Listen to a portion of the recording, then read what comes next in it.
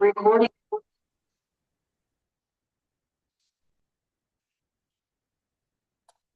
Boa tarde, meus amigos.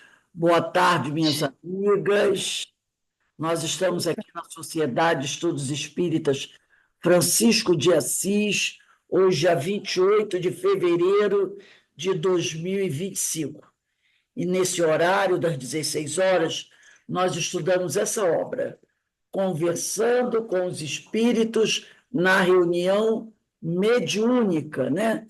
De Terezinha Oliveira, esse livro maravilhoso da Terezinha. Nós estamos estudando o capítulo 9, Pretos Velhos, Índios e Caboclos. E antes de iniciarmos o nosso estudo, nós vamos fazer a nossa prece de abertura, né?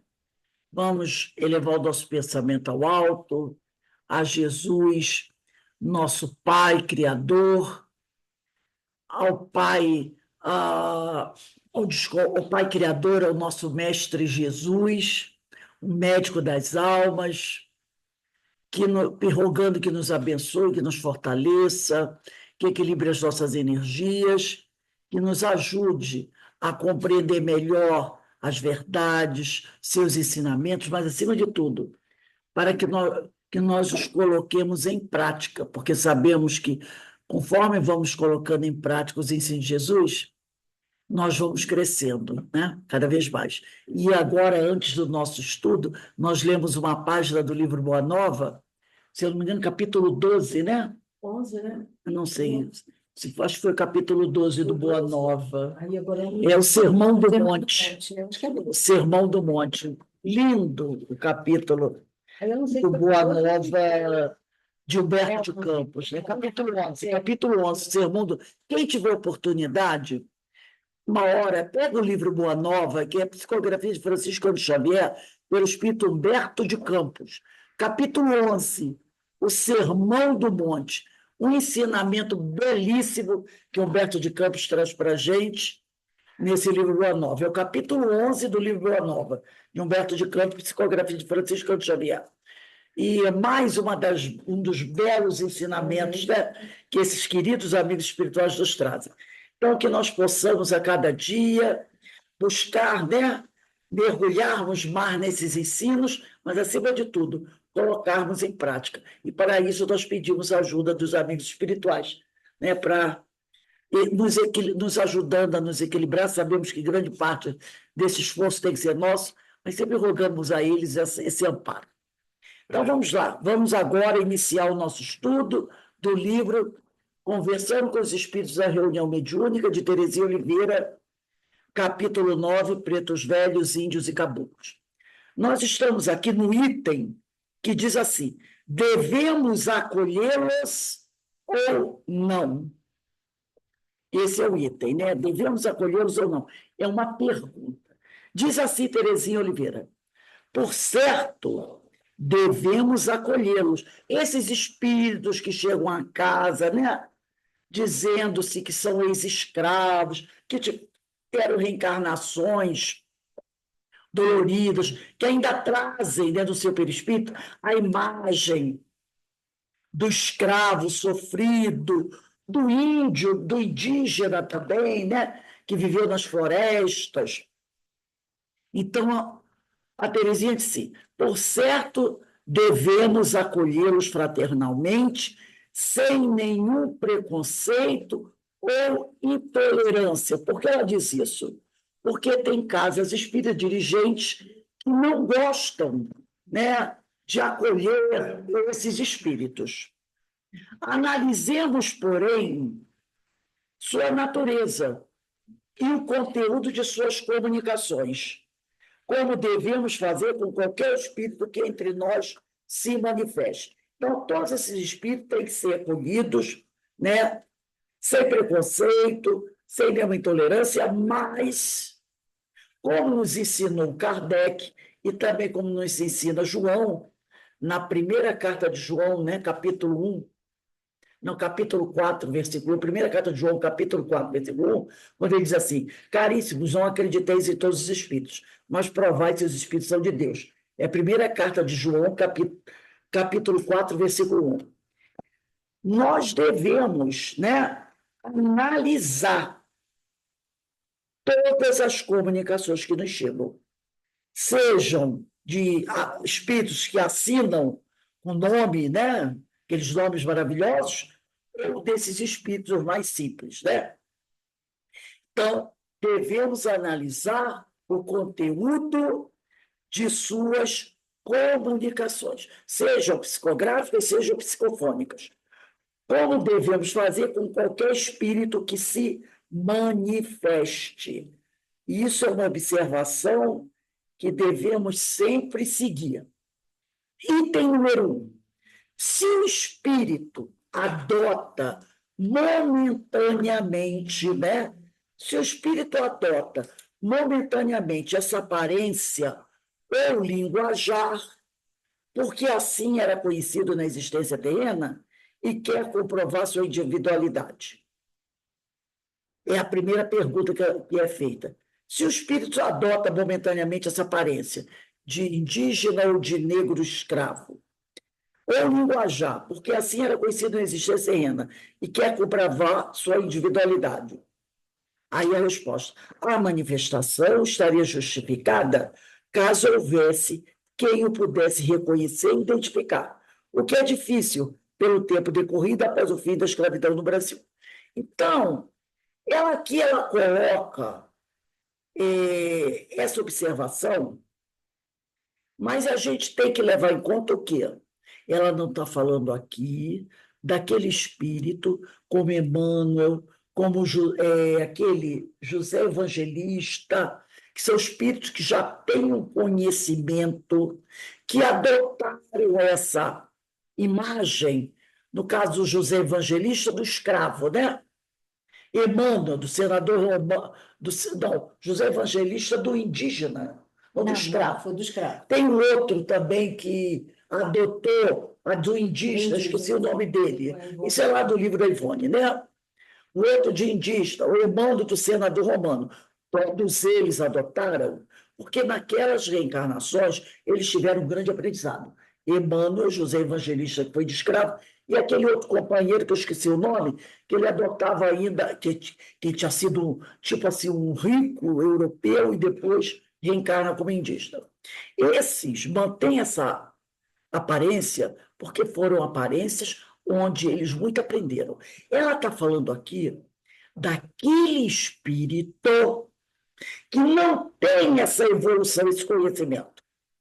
Ela está falando aqui daquele espírito como o Pedrinho também da Ivone Pereira, que não conhece nada de religião, de doutrina espírita, que ainda carrega consigo na sua mente essas marcas. É sobre esse espírito que ela está falando. Por isso que a pergunta é: se o espírito adota momentaneamente essa aparência, boa tarde, Zé Marcos, boa tarde, Vera, essa aparência ou linguajar, porque assim era conhecido na existência terrena e quer comprovar sua individualidade.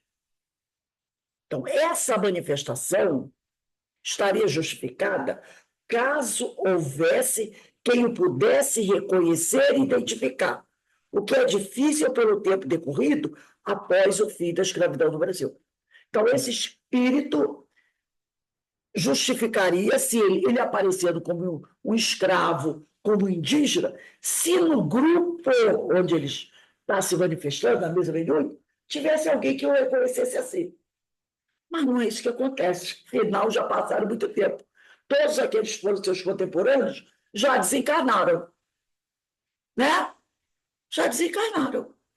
Então, ninguém poderá reconhecer. Se ele se materializar como escravo ou como indígena, ninguém ali no grupo vai reconhecê-lo, porque todos nasceram depois, muito depois do final da abolição dos escravos.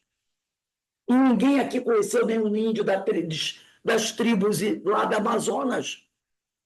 Então, ela fala assim, nesse caso poderia ser, mas não é o caso.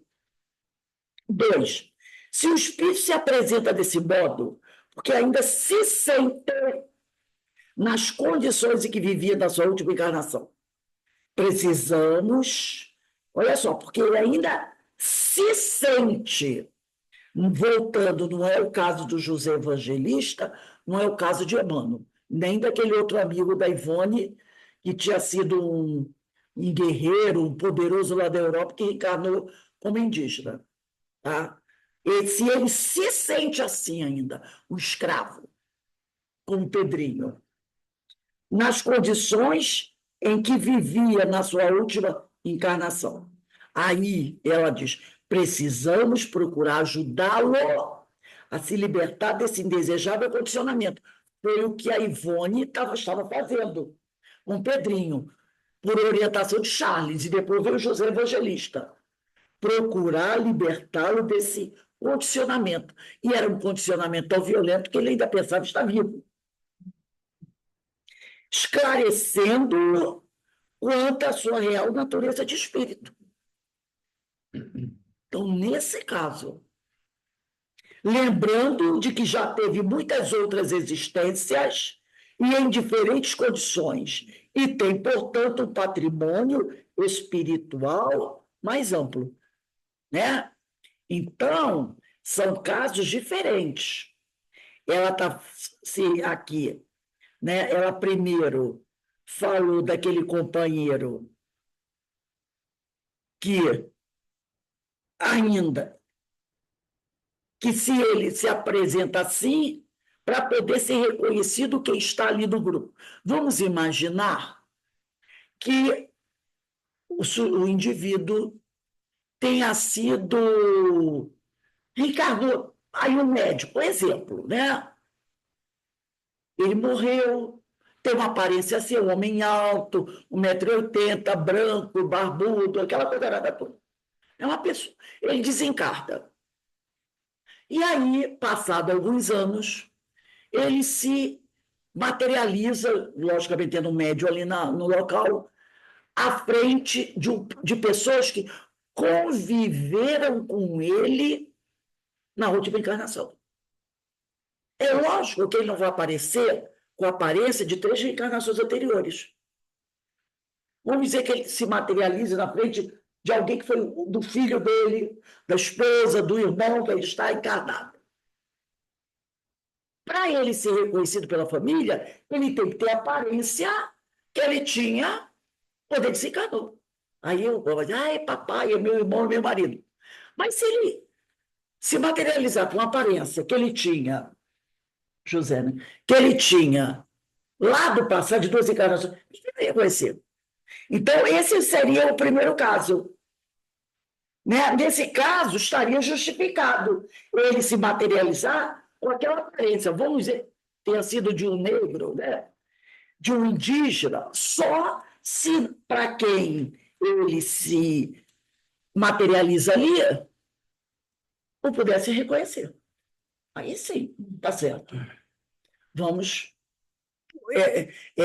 Nesse caso, tá justificada a sua materialização, porque você quer ser reconhecido por aquelas pessoas, né? É José, o indígena, né? Isso. Eu vou botar aqui José, o indígena, porque esse também é um caso, como José Evangelista, que era de negro, né? Os 2 são José. Os 2 são José. São personagens, botar aqui, ó, eu tenho que escrever tudo, senão personagens das recordações de mediunidade. No capítulo, acho que é um amigo oculto. Não, é só para isso aqui. Amigo ignorado. Né? Então, é o José, que era o indígena, mas que era o espírito que já tinha conquistas, Emmanuel, né? E José Evangelista, que apareceu como negro.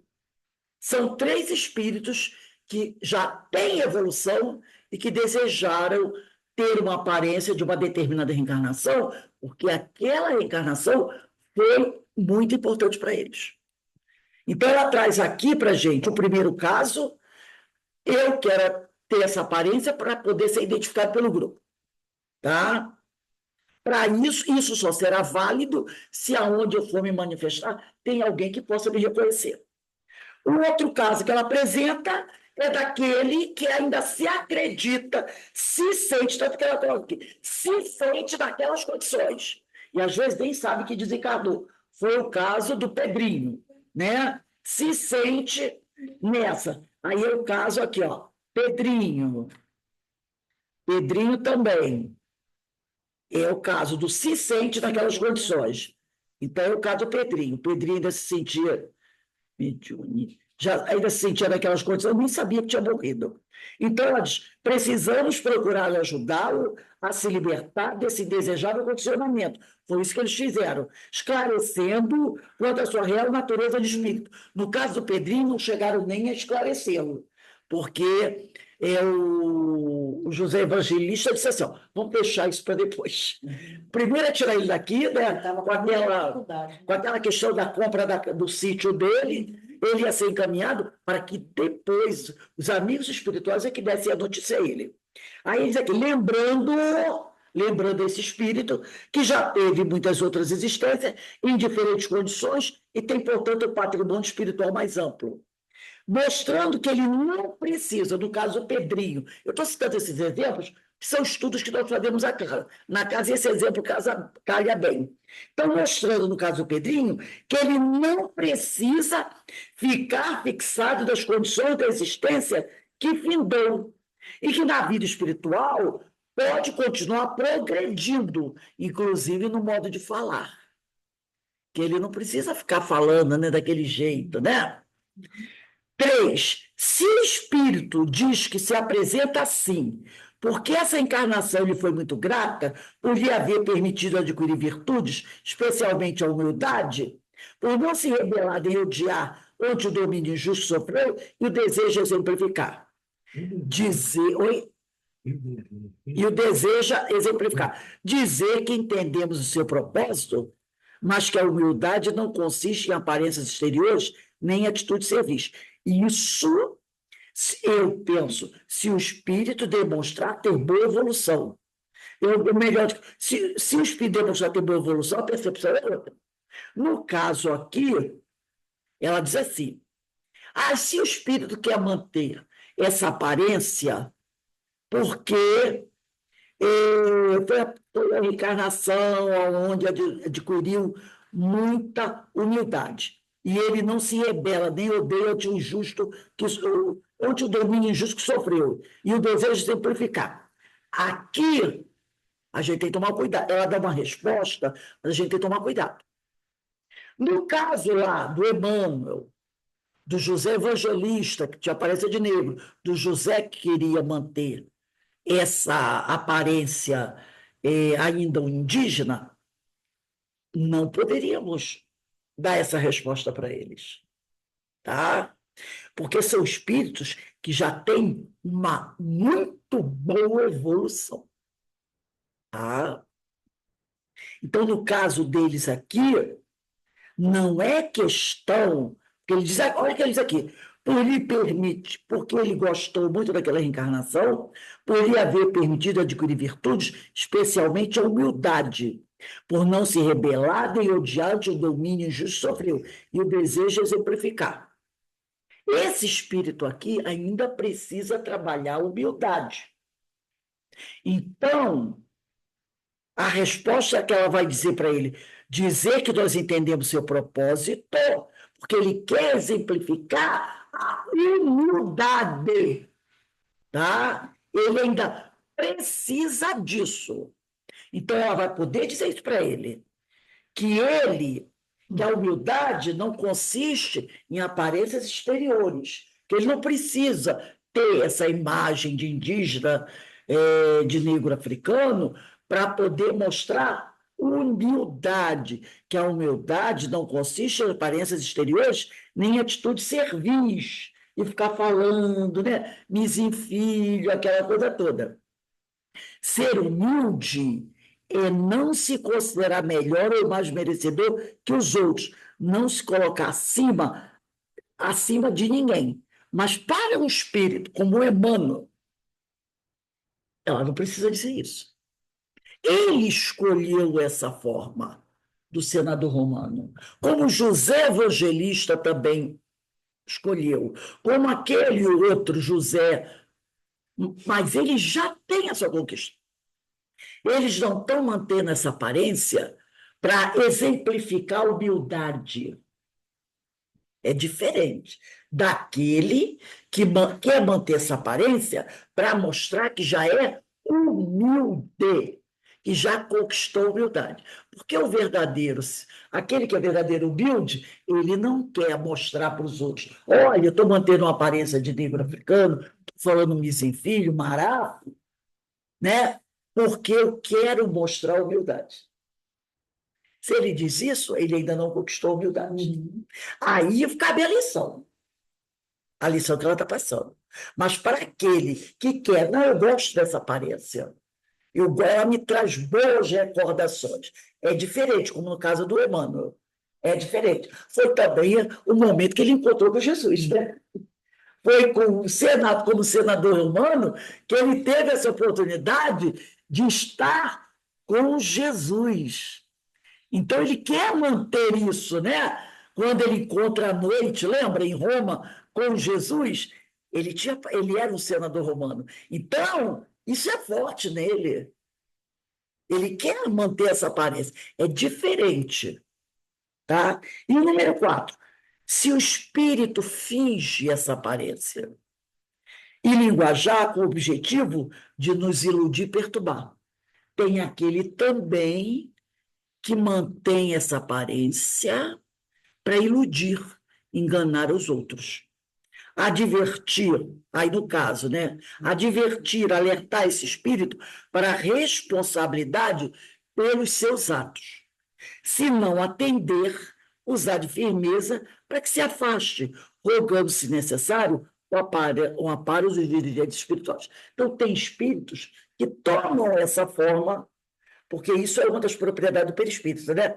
A plasticidade para enganar os outros, né? Para enganar. Olha aqui, você está conversando com um preto velho, com uma preta velha, aí a pessoa, né, que é ligada a esse tipo de coisa, né, acredita naquilo que ele está falando, mas ele quer enganar.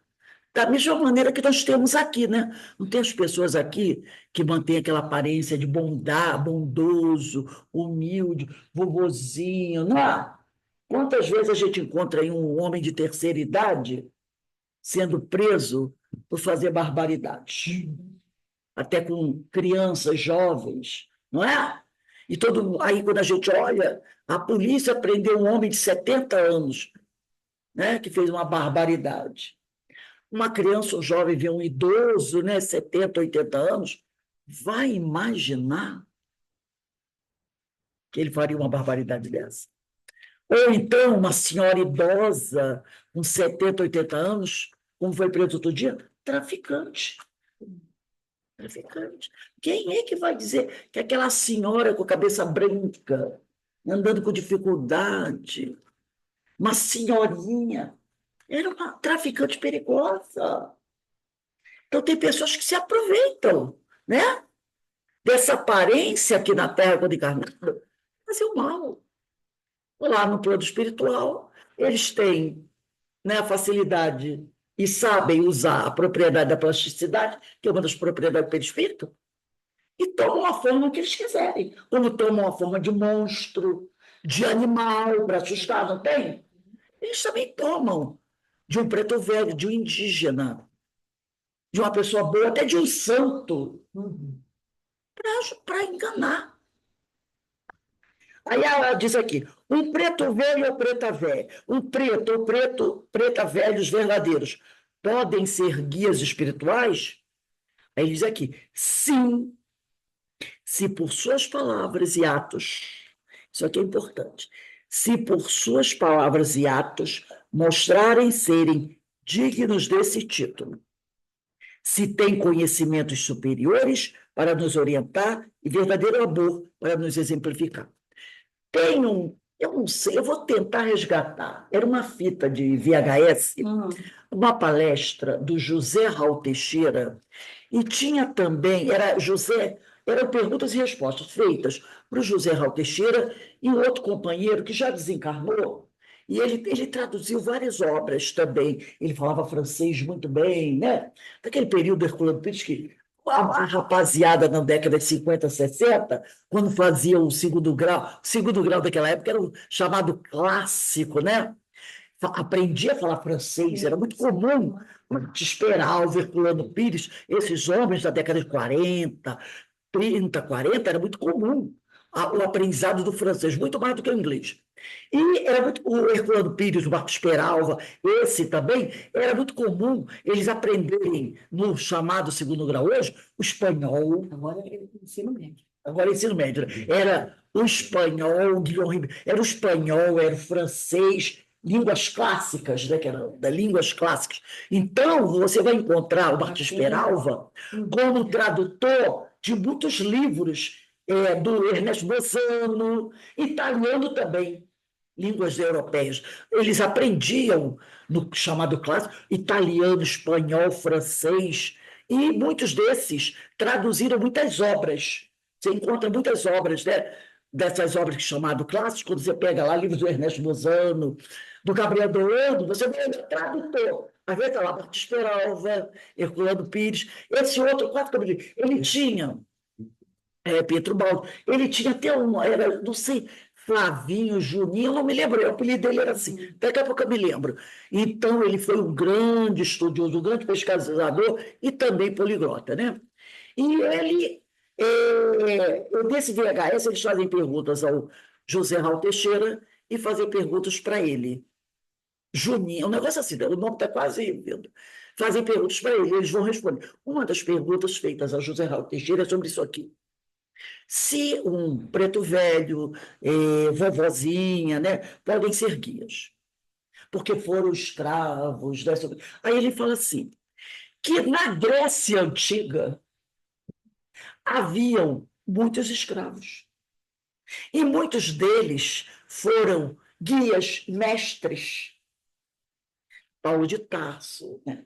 Teve os seus professores, e ele diz assim, por que ninguém diz assim, eu tenho um branquinho velho como guia? Porque eles foram escravos. São escravos, eram brancos, né? E os escravos cultos, como principalmente os gregos, iam ser professores dos filhos dos imperadores, dos senadores romanos. Paulo de Tarso teve seus professores gregos.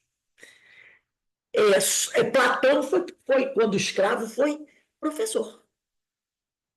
Então, esses ricos lá, né, do Império Romano, anteriores, eles faziam prisioneiros e quando tinham esses mestres, eram levados como prisioneiros para serem professores dos filhos deles ou das academias. Então, ele diz assim, por que ninguém diz, meu guia é um escravo, um branquinho velho? Né? Ele fala isso, por que só é o preto velho? Por que não pode ser um branquinho velho? Outra coisa que ele disse, não, e na época ele foi muito criticado de preconceito, ele disse, não é, você, você é um professor, ele no caso, professor de física, você é um professor, você é um juiz, você é um advogado. Quem é seu guia? Meu guia é o preto velho. Até aí tudo bem. Ele pode estar com essa aparência, como nós já vimos. Mas quando ele vai conversar com você, Nizinho, filho, você precisa tomar um marafo para ficar mais forte. Usando aquela linguagem africana, ele diz, não pode. Como? Que não é africano. Que não é africano. Ainda tem detalhe, que não é africano. Eles, como você, uma pessoa que já tem um certo grau evolutivo, um conhecimento, pode ter como guia um preto velho que fala, Nizinho, filho, e receita para você banho de erva disso, acende vela daquilo. Ele diz, não pode, não pode, não pode ser teu guia. Agora, se ele se apresenta como escravo africano, por razões dele, e quando ele fala com você, você percebe a evolução dele, aí pode. Aí ela diz, é o que ela diz aqui, sim, se por suas palavras e atos mostrarem serem dignos desse título, se tem conhecimentos superiores para nos orientar e verdadeiro amor para nos exemplificar. Ele pode ter a aparência que ele quiser pelas razões dele, mas quando ele conversa com você, ele vai ter que conversar com você da mesma forma que você conversa com ele, mostrando que ele tem um grau evolutivo. Aí você vai conversar com seu guia, aí ele chega para você, aquele médium, né, porque o espírito se manifesta através do médium, com um cálice de cachaça na mão e um charuto na outra, e falando com você que ele é teu guia, ele falou, ele disse, não dá. Você nem fuma. Você nem fuma. Aí ele tira aquela baforada do charuto e em cima de você manda você tomar o tal do mará por causa de cachaça? Ele diz, não é seu guia. Agora, se você não perceber isso, você aceita ele como teu guia. Você aceita ele como seu guia. Como muitas pessoas, às vezes, têm. Quem é minha guia, minha protetora? Tem uma entidade feminina, que eu esqueço o nome dela, que dizem que é isso, que ninguém sabe nem a verdade, que usa aqueles vestidos coloridos, né? Falando coisas, né? Voltadas. Essas coisas. Inclusive, gente, tem uma história que foi uma dama espanhola, para você ver como não tem nada disso. Outro dia eu encontrei a história dela. Foi uma dama espanhola da corte. E o espanhol gosta de roupas estampadas. Foi uma dama espanhola da corte que não tem nada, inclusive muito boa, fez muitas boas, que não tem nada a ver com isso. Nunca conheceu a África. Foi uma dama espanhola, né? Tanto que o nome é espanhol, se você reparar. Então, ele disse, não pode ser seu guia. Não cabe esse tipo de coisa, entendeu? Não cabe esse tipo de coisa.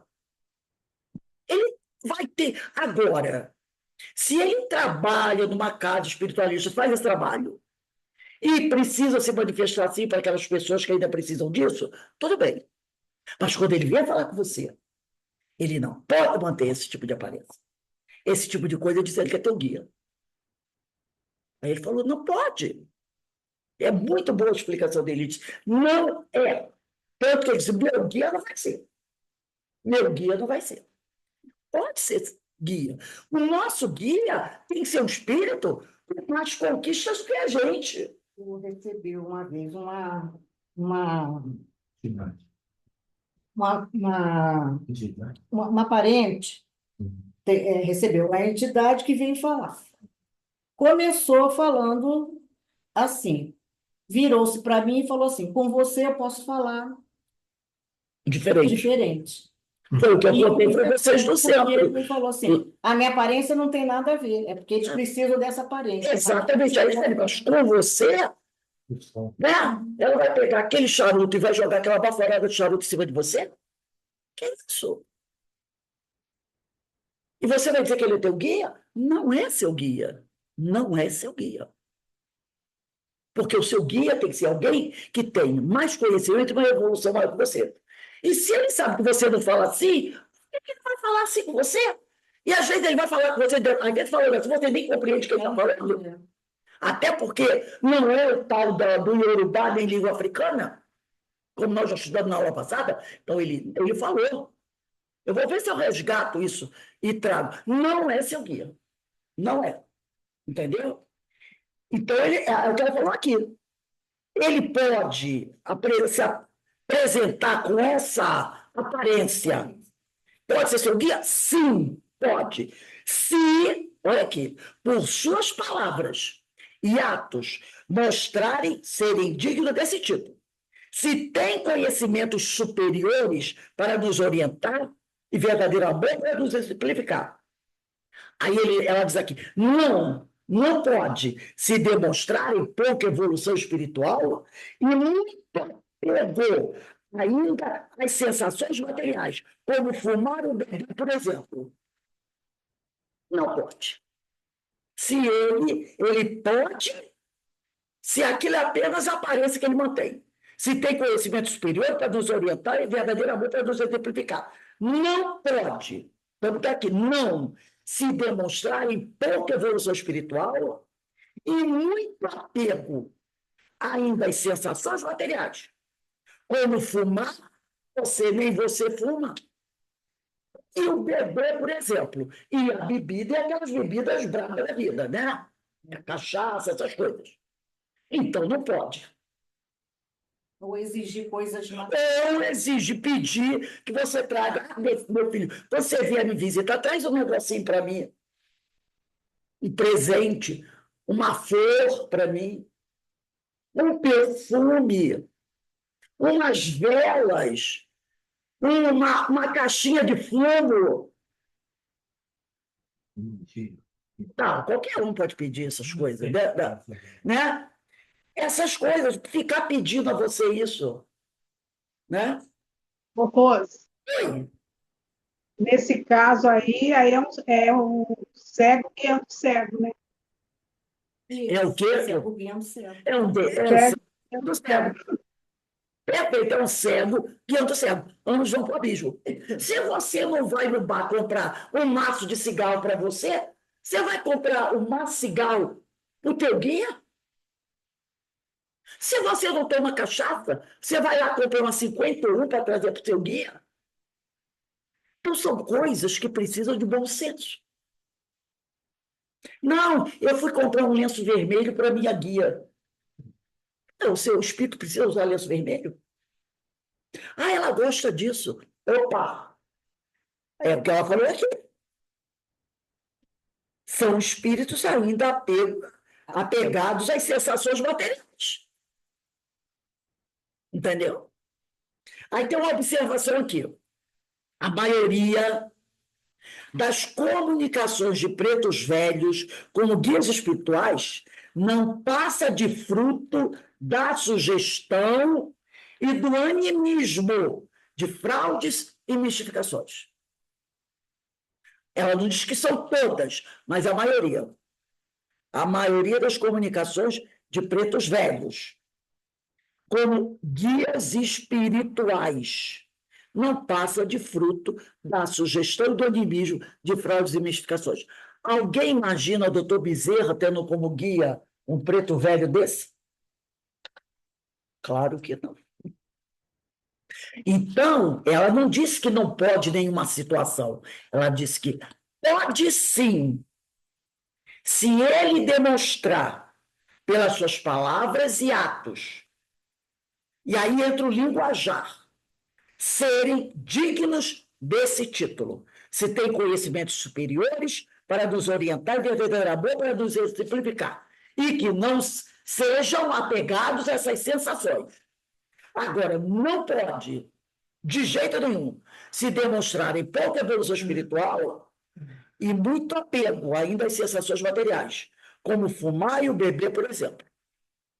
É? Aí não pode. Não pode de jeito nenhum.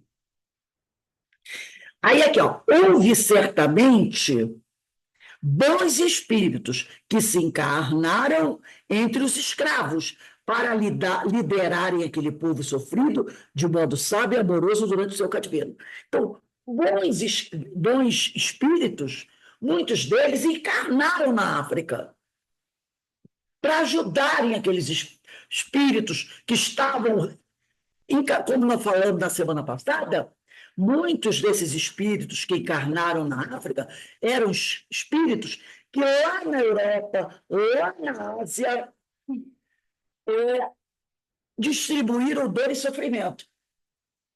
E encarnaram ali. Inclusive, Porque eu estava estudando sobre isso, eles estavam falando das mulheres visigodas, né?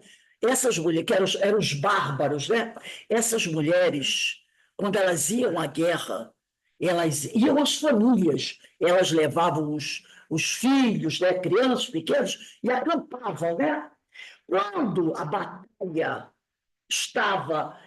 não estava assim para o lado deles, eles, grupos, percebiam que iam perder a batalha. Eram grupos visigodos contra os ostrogodos, aquele pessoal ali, os godos, visigodos, eram muito violentos, eles eram muito violentos. E as mulheres também eram violentas, né? Como as mulheres vikings também eram guerreiros. Então, as mulheres batalhavam, as crianças, todo mundo batalhava. Quando ela percebia que o exército deles estava perdendo a batalha e eles, ao perderem a batalha, seriam feitos escravos. Sabe o que é que elas faziam? Elas pegavam os filhos, 3, 4 pequenos, e se jogavam à frente das bigas, das carroças, daquelas bigas que os guerreiros iam, os cavalos, elas, conforme as carruagens, as bigas iam passando, elas vinham com os filhos agarrados aqui e se jogavam na frente das bigas, para as bigas passarem por cima delas e dos filhos, para não serem feitos escravos. Elas faziam isso. Entendeu, né? Então, tinha 3, 4 filhos, ela agarrava todos eles ali, e quando o carro vinha a toda velocidade, ela se jogava debaixo das rodas, das vigas, para morrerem e não serem feitos prisioneiros, porque o orgulho de ser feito prisioneiro, então morria no campo de batalha. Os japoneses também faziam isso, né? O japonês, o harakiri, o que era o harakiri? Né? Muitos japoneses fizeram isso, né? Então, eles se jogavam à frente das carruagens. Muitos desses espíritos vão reencarnar na África, para que reencarnações de dor e sofrimento vá resgatar aquilo que eles fizeram no ano passado. Isso tudo era suicídio, né? Além de se matar, matar os filhos. Tudo por orgulho. Orgulho de casta, né? Será que eles matavam quando eles invadiam, né? Lembra de Agostinho, quando vai falar com Alarico, que Alarico está cercando Roma? Ele sabe o que ia acontecer em Roma. Ele sabe o que ia acontecer. Então ele pede a Alarico o quê? Por favor, respeite os templos religiosos. Porque, se eu não me engano, Alarico era batizado. Então, respeite os templos religiosos. Aí o que o Agostinho faz? Pega as crianças, as mulheres e os idosos e esconde dentro das igrejas. Quando Alarico cerca Roma, e o povo romano já sabia o que aconteceu, assassinatos, vandalismo, estupros, tudo que podia, alguma coisa acontece com ele na hora que ele está à frente, e eu tive uma regressão de memória nessa invasão de Roma, e foi uma sensação muito, né? Logicamente, eu estava em cima do cavalo, então, escondida dentro disso, né? Esse é o problema, estava em cima do cavalo. E quando vai entrar, então, uma coisa dele, e ele dá ordem para as suas tropas, não invadam as igrejas. E aí eles partem para cima, né? E a sensação dos cavalos, e vai cavalgando, né? Os cavalos passando por cima, a emoção, sabe, muito grande aquilo, né? A adoração pelo líder. Uhum. Quem é? Jesus Gonçalves. Foi ele. Jesus Gonçalves. Então, esses espíritos, eles vão encarnar, muitos deles lá na África, para sofrer a escravidão terrível. Aqui no Brasil foram mais de 300 anos, para resgatar aquilo. Agora, Jesus, sabedor da dor e sofrimento que serão para esses espíritos, os 300 anos aí de escravidão, que não foi coisa, foi terrível, né? Homens e mulheres, crianças, né? Colocou entre eles bons espíritos para serem guias deles, né? Bons espíritos que se encarnaram entre os escravos para liderar aquele povo sofrido de modo sábio e amoroso durante seu cativeiro, para consolá-los, né? para instigar neles a fé, a esperança. Então, dizer que alguns deles, depois de desencarnados, talvez tenham podido voltar à retaguarda terrena, por amor aos que ficaram, e também para continuar em seu próprio crescimento espiritual ao serviço do bem. Então, alguns deles, né, depois que desencarnados, talvez tenham pedido, não, eu quero continuar reencarnando aqui, como escravo, como negro. Outros estão, né, voltaram para a Europa, voltaram a reencarnar em regiões onde eles viveram no passado. Alguns deles, depois de terem passado esse período como escravo, sofrido muito e ter conseguido reparar nos seus erros, pediram para retornar. Nós temos até do Memória Suicida um caso desse, pediram para retornar, para reencarnar na Europa novamente, entre seus parentes. Tem até um caso do livro, recorda, Memória Suicida, do caso do espírito desse, que ele foi um europeu, fez muita besteira, reencarnou aqui no Brasil como escravo, sofreu muito, muito, muito, muito. E depois, quando ele realmente cresceu, evoluiu, ele pediu para que ele pudesse voltar a reencarnar lá na Europa, entre aqueles parentes, muitos amigos dele. E aí ele volta a reencarnar como um branco. Aqui ela diz que alguns desses, que foram esses bárbaros, né, que deram origem aos povos lá da Alemanha, do norte da Europa, muitos deles até disseram assim, não, nós queremos continuar encarnando como homens negros, né? Muitos podem estar aqui pelo Brasil, que a gente sabe que o Brasil foi o último, né, a libertar os escravos. Então, ela diz que alguns deles, desses orientadores, né, depois de desencarnados, talvez tenham podido voltar à retaguarda terrena, por amor aos que ficaram. Não foi o que o doutor Bezerra fez, só que ele não reencarnou, mas ele não quis ir embora, porque ele podia ter ido embora depois que ele desencarnou. Mas Maria de Nazaré disse o que ofereceu a ele, né? Você poderá ir embora, reencarnar em mundos mais felizes, né? Longe dessa dor e sofrimento que é aqui o planeta Terra. Ele disse, não, eu quero ficar aqui. Ele não pediu para reencarnar novamente, ele pediu para se manter espiritualmente aqui, para ajudar aqueles companheiros dele. Então ele ficou desencarnado, mas ficou. Outros pedem para reencarnar, para se manter ainda aqui reencarnando, né? Para continuar em seu próprio crescimento espiritual do serviço do bem. Mas aí ela diz assim, ó, mas não devem ter sido muitos. Pelo contrário, serão bem poucos. Porque a maioria dos africanos escravos eram como nós, espíritos de mediana ou pouca evolução. Então, repare o que ela está dizendo. Ela não está... Porque para a pessoa não dizer assim, está querendo dizer que os negros eram espíritos, tanto que eu botei um ponto de interrogação bem grande aqui, atrasados, ela diz não, porque a maioria dos africanos escravos, mas eram como nós, espíritos de mediana ou pouca evolução. Por quê? Porque a maioria desses espíritos que encarnaram como escravos africanos eram espíritos que vieram lá da Europa, da Ásia, guerreiros, né? Que fizeram barbaridades. Então, eram escravos de pouca evolução, espírito de pouca evolução. Poderiam até ter muito conhecimento intelectual, podem ter sido príncipes. Mas a parte moral deixava a desejar. Vamos lembrar de... uma das reencarnações que eu esqueci agora, de reencarnação de José de Jesus Gonçalves, na França, como Cardeal Richelieu.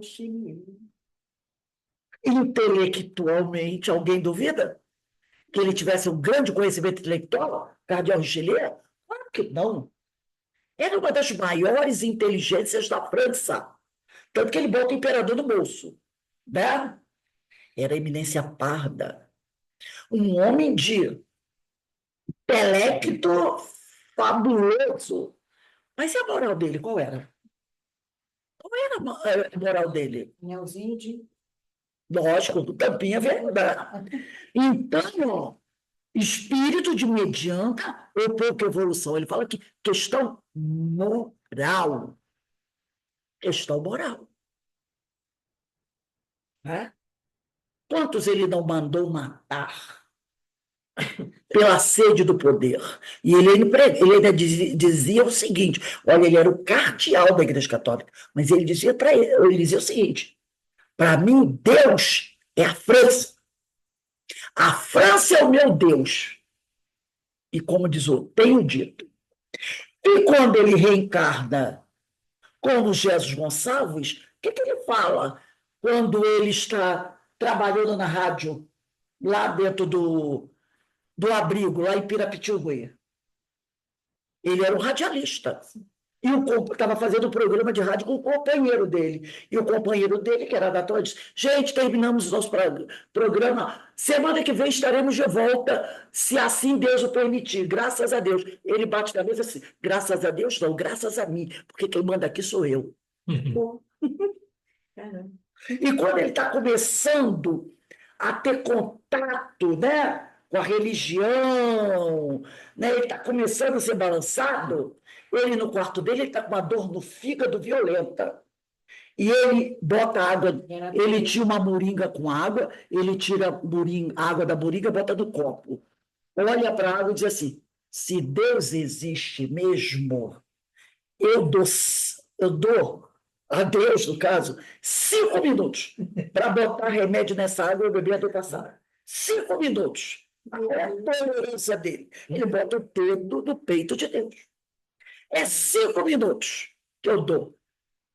Aí ele bebeu água e viu que a água estava muito amarga. Aí um colega chegou e disse assim, chamou o colega e disse assim: toma água dessa moringa. Aí o colega toma e diz: ó, a tua água é normal, agora toma desse copo. Aí o amigo: o que você sabe que é água amarga? Ali ele vê: opa. Mas ele disse: eu dou 5 minutos.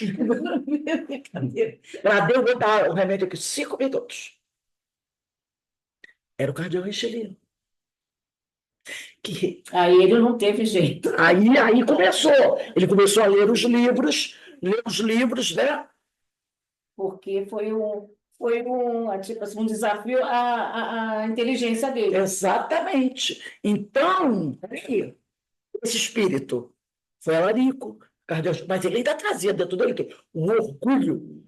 Quando ele fala isso na rádio, quando ele fala: voltaremos amanhã, se Deus assim permitir. É assim que se fala normalmente.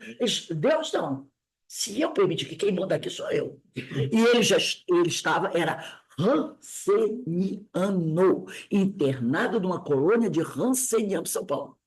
Cheio de dor, sofrimento, as chagas como eles chamar de leprosos, mas ele é quem manda aqui sou eu. Quanto tempo se passou de Alarico a Jesus Gonçalves? Pelo menos uns 1.800 anos por aí. Uns 1.800 anos. Mas ele falou naquela questão, eu não me lembro o nome agora, quanto tempo fica na erraticidade até conseguir... Mas o Alarico ainda estava dentro de Jesus Gonçalves. Porque quem manda aqui sou eu. Uhum. Que história é essa que eu volto amanhã, se Deus quiser, que nada é eu. O Alarico ainda estava ali no Jesus Gonçalves, naquele momento. Inclusive porque ele era ateu. Ele era ateu, né? Então, voltando aqui. Então, é o que ela está falando aqui. A maioria dos africanos escravos, ela está falando dos espíritos que encarnaram ali como africanos, tá? A maioria eram como nós, porque nós ainda estamos aqui no planeta de provas e expiações, espíritos de mediana ou pouca evolução. Alguém duvida que nós somos espíritos de mediana ou pouca evolução? Será que arrancados de seu país, seu lar, privados da liberdade, agredidos cruel e impiedosamente, anos a fio, foram mais de 300 anos, foram capazes de se resignarem e sublimarem os sentimentos em relação aos seus senhores algozes? A gente sabe que não. Olha o exemplo do Pedrinho. Será que todos esses espíritos que desencarnaram lá do tronco, todos eles perdoaram? Todos perdoaram? A gente, que o cara pisou no nosso pé, a gente guarda a raiva do cara há 25, 40 anos? Imagina você ver o cara trucidar a tua família? Pouquíssimos espíritos terão triunfado desse teste tão duro. Lembra quando nós falamos outro dia sobre os campos de concentração em Auschwitz? Que eu não me lembro bem a história, que a pessoa chegou até lá, acho que foi da Ivone também, da obra de Ivone, que era um rapaz que morreu, estava na França, era universitário. Isso. Foi para a Alemanha, e na Alemanha ele era judeu, e foi visitar a família na Alemanha, estava em plena guerra, foi preso, foi levado para o campo de concentração de Auschwitz, e lá ele morreu barbaramente, né? E ele carregava essa revolta por não aceitar terem feito isso com ele. E ela disse que muitos deles ainda estão lá, querendo se vingar dos seus algozes. Estamos no planeta Terra, somos espírito terceira ordem, somos espírito de pouca evolução ainda. Então, esse perdão incondicional para aquele que nos trucidou, fez uma barbaridade. Não são todos que estão prontos para dar, né? Então, ela diz aqui, pouquíssimos espíritos serão triunfados desse teste tão duro, embora todos tenham tido ensejo de algum aprimoramento intelecto-moral em suas expiações e provas. Então, todos eles avançaram, né? Melhoraram um pouco, como nós. Tiveram ensejo. Ensejo, oportunidade, né? Passar na prova que... Será que nós não tivemos lá também presos como escravos? Será que nós, não digo no campo de concentração na Alemanha, que seria pouco tempo, né? Mas em outras guerras no passado, e com a dor e sofrimento, nós crescemos um pouco, claro que crescemos um pouco, mas ainda não somos Maria de Nazaré, né? E viu o que fizeram com o filho dela, né? Ou Jesus que disse, Senhor, perdoa-os, que eles não sabem o que fazem. Pelo contrário, Jesus, Senhor, castiga eles, que eles sabem muito bem o que fazem. Esse seria o nosso discurso ainda. Estamos trabalhando para mudar o nosso discurso. Mas ainda não mudamos totalmente, ainda não vivenciamos isso totalmente, né? Então, ela diz aqui... Da mesma forma que a gente não pode ser, quando te desencarnarmos, não poderemos ser guias de ninguém que tenha uma evolução maior. A gente pode ser até guia de alguém que está um pouco abaixo de nós, mas que tem maior, não. E ela diz aqui, entretanto, aí estão incontáveis espíritos de pretensos pretos e pretas velhas a se comunicarem querendo assumir a posição de orientadores. Ela diz aqui, querendo assumir a posição de orientadores espirituais da humanidade, sem demonstrarem condições tanto. Então, a pessoa pode dizer, nossa, mas ela é muito precoce. Não é.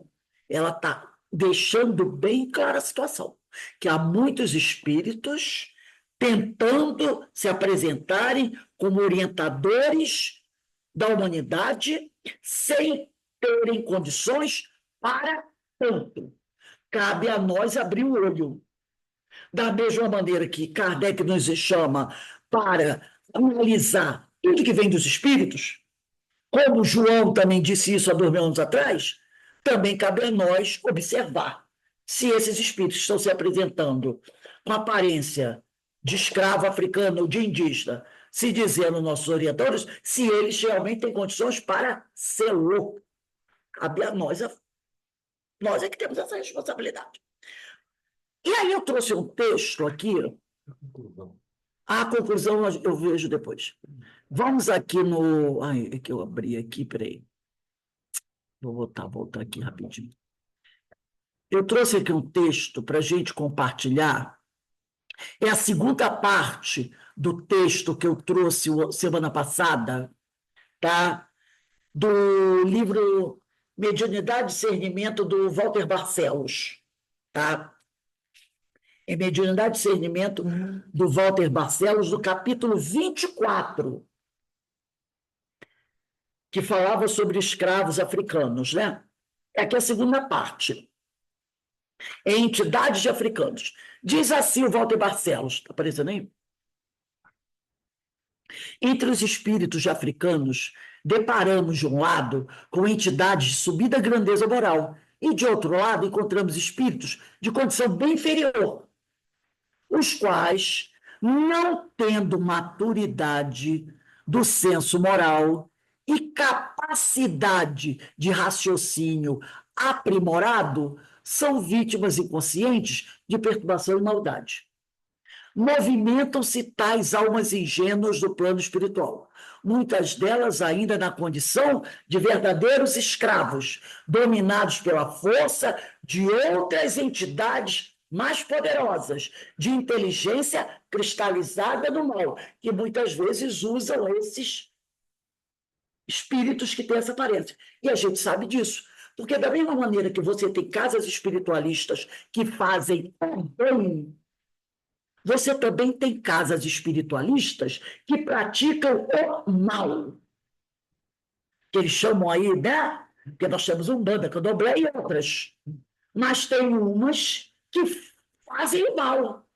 E que tem espíritos nessas casas que mantêm a aparência de entidades africanas e que trabalham para o mal. Quem não sabe disso? Aí você quer tomar o marido do sei de quem, quer matar não sei de quem, quer trazer doença para não sei de quem, quer fazer o outro perder tudo e ir mal financeiramente. Você vai lá naquela casa, busca um médium, aí dá um agrado que ele cobra isso, e ele se diz uma entidade africana que faz o mal. E muitas vezes essa entidade que diz que é africana fazendo mal, ela está sendo dominada por outras de mente mais poderosas, cristalizadas no mal. Ele é como um peão, mas ele trabalha com aquele médium. Eu conheci um médium desse. Eu trabalhava com ele. Trabalhava comigo, era meu companheiro de trabalho. Mas ele tinha uma casa em Jacarepaguá, espiritualista, que fazia de tudo. Você quer ir lá pedir ajuda, coisa boa para teu pai e tua mãe? Fazia. Você queria ir lá pedir para matar aquele companheiro de trabalho que você queria o lugar dele? Ele fazia também. Ele só perguntava uma coisa para você. Você tem certeza do que você quer? Tenho. Fazemos qualquer negócio. E ele mantinha uma aparência dessa aí. Né? Era ótimo colega de trabalho. Ótimo colega de trabalho. Nós trabalhamos juntos na empresa. Mas ele tinha mediunidade e trabalhava assim. Tinha lá, ali perto do lugar que você jogou. Ele tinha ali. Fazia qualquer negócio, chegava, sei lá. Tu pagava direitinho, ele fazia. É o que ela falou aqui. Entidades ainda presas às sensações materiais. Tá? Ele fazia qualquer negócio. Então ela disse aqui, né? Obedecem cegamente a essas entidades mais poderosas que eles e executam o que lhes determina esses espíritos dominadores. Negaremos amor e socorro a essas almas simplórias? Sempre que dirigentes rígidos e doutrinadores severos tomam medidas drásticas no sentido de proibir suas comunicações psicofônicas na casa de espíritos, cortando impiedosamente a oportunidade de contato fraterno, instrutivo e educativo, será que devemos negar socorro a eles, se eles chegarem à nossa casa, na mesa mediúnica? Os centros espíritas devem receber essas entidades. Não podemos negar. Estudamos isso hoje no livro Sermão do Monte, do Boa Nova, no capítulo 11. Um grande ensino que Jesus deu para Levi. Os centros espíritas devem receber essas entidades, esses espíritos, exercitando a compreensão psicológica do ser, o entendimento evangelizado de suas dificuldades e o profundo respeito às suas personalidades, tão necessitadas de quem lhes dê a mão da compreensão, o sorriso de alma, a palavra amiga esclarecedora, levando a consoladora mensagem do divino médico das almas, Jesus, nos lábios e no coração, nos pensamentos e irradiações mentais, beneficiando intensamente essa coletividade de espíritos que possui os mesmos direitos de aprendizado e evolução espiritual para o reino de Deus. Eles têm o mesmo direito que nós temos. O mesmo direito que nós temos. O discernimento espírita ensina que devemos confraternizar-nos com essas almas simples, sem, contudo, adotarmos e praticarmos suas crendices e rituais. Então, você deve se confraternizar com elas, mas não quer dizer que você tem que adotar as práticas e crendices e rituais deles, a título de vivermos em fraternidade e tolerância. Ah, Jesus mandou viver em fraternidade e tolerância com eles. Então, vou ter que fumar charuto também, tomar cachaça também. Ele diz aqui, sem, contudo, adotarmos e praticarmos suas crendices e rituais. Aí está... Ele diz assim, o Walter Barcelos, aí está a causa do medo da maioria dos agrupamentos mediúnicos. Grandes grupos, os grupos das casas espíritas, às vezes têm medo de atender esses espíritos, talvez por medo de contaminação.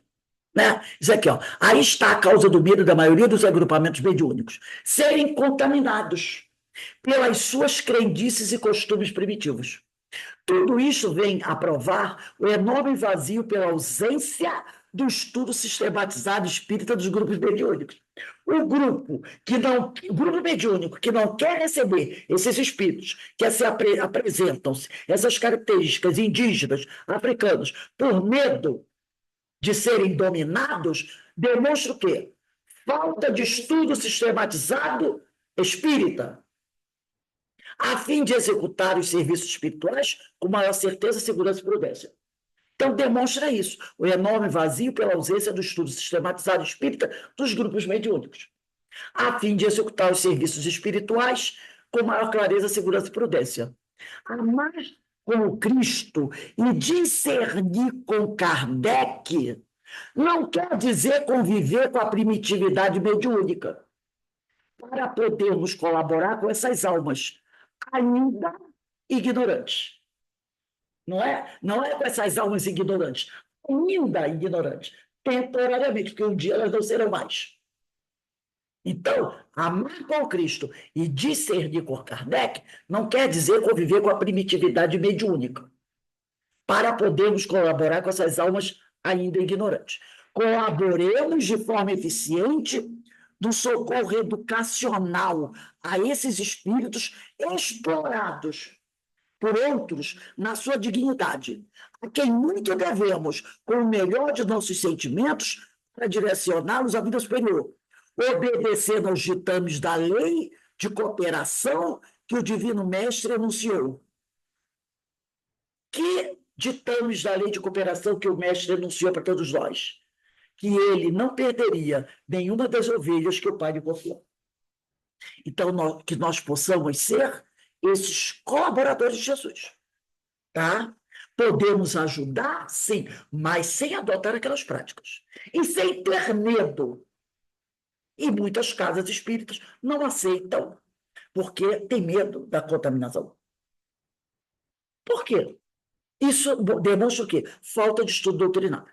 Para a gente encerrar esse capítulo, vamos aqui à conclusão. Os espíritas acolhemos com todo o respeito e fraternidade as manifestações de pretos velhos, índios ou caboclos, bem como de quaisquer outros espíritos que Deus permitir venham intercâmbio conosco, esquimós, árabes, indianos, né? Todos nós espíritos temos que acolhê-los, mas não abdicamos, diz Terezinha Oliveira, mas não abdicamos do dever de analisar suas comunicações à luz do Espiritismo. Isso recomenda Kardec para todos os espíritos, como João também recomendou, porque o intercâmbio mediúnico espírita deve ser realizado em diretrizes superiores de verdade e amor, a fim de que se dê ou se receba de cada comunicante o esclarecimento ou ajuda espiritual de que ele precise ou que nos possa proporcionar. Se não oferecermos os condicionamentos usuais que ocorrem em muitas das reuniões mediúnicas do Brasil, muitos espíritos deixarão de se apresentar, como pretos velhos, índios ou caboclos, passando a se comunicar simplesmente como seres espirituais filhos de Deus. Tá? Então, não devemos abdicar do dever de analisar suas comunicações. E esse intercâmbio que é feito na casa espírita, deve ser realizado em diretrizes superiores, de verdade e amor, a fim de que ele ali dê ou receba, a fim de que se dê ou se receba de cada comunicante o esclarecimento ou ajuda espiritual de que ele precise. Agora, se a gente não seguir as diretrizes espíritas, se não oferecermos os condicionamentos usuais que ocorrem em muitas das reuniões mediúnicas no Brasil, muitos espíritos deixarão de se apresentar como pretos velhos índios ou caboclos. Tá? Então, se a gente não oferecer os condicionamentos usuais, o senhor preto velho, se os tratarmos como pretos velhos, caboclos, indígenas, né? Nós estaremos aqui alimentando isso. Uhum. Estaremos alimentando. É o que muitas reuniões mediúnicas fazem, alimentam isso. E, se fizermos isso, esses espíritos, né, deixarão, se nós, ou melhor, como ele diz aqui, se nós mantermos, né, o que a gente quer dizer é isso, se nós oferecermos os condicionamentos usuais que ocorrem em muitas reuniões mediúnicas do Brasil, muitos espíritos deixarão de se apresentar como pretos velhos. Entendeu? Então, vamos apresentar exatamente como eles são. Se nós mantivermos essas práticas, né?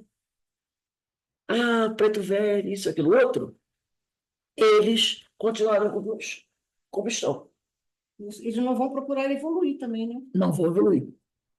Tá? Então, isso aqui, ó, se não oferecermos os condicionamentos usuais que ocorrem em muitas reuniões mediúnicas no Brasil, muitos espíritos deixarão de se apresentar como pretos velhos índios e caboclos e passarão a se apresentar como eles são realmente, espíritos, filhos de Deus. Tá? Então, é importante ver isso. É preciso analisar as comunicações, tratá-los como espíritos que são, e não como os pretos velhos guias. Se nós seguirmos as diretrizes espíritas, eles, com o tempo, deixarão de se apresentar assim, com esses condicionamentos. E se apresentarão como eles são, como espírito, como eu, você, como vários deles.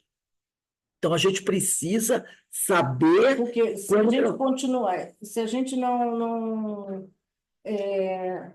se a gente continuar atendendo eles dessa forma, eles vão continuar do jeito que estão.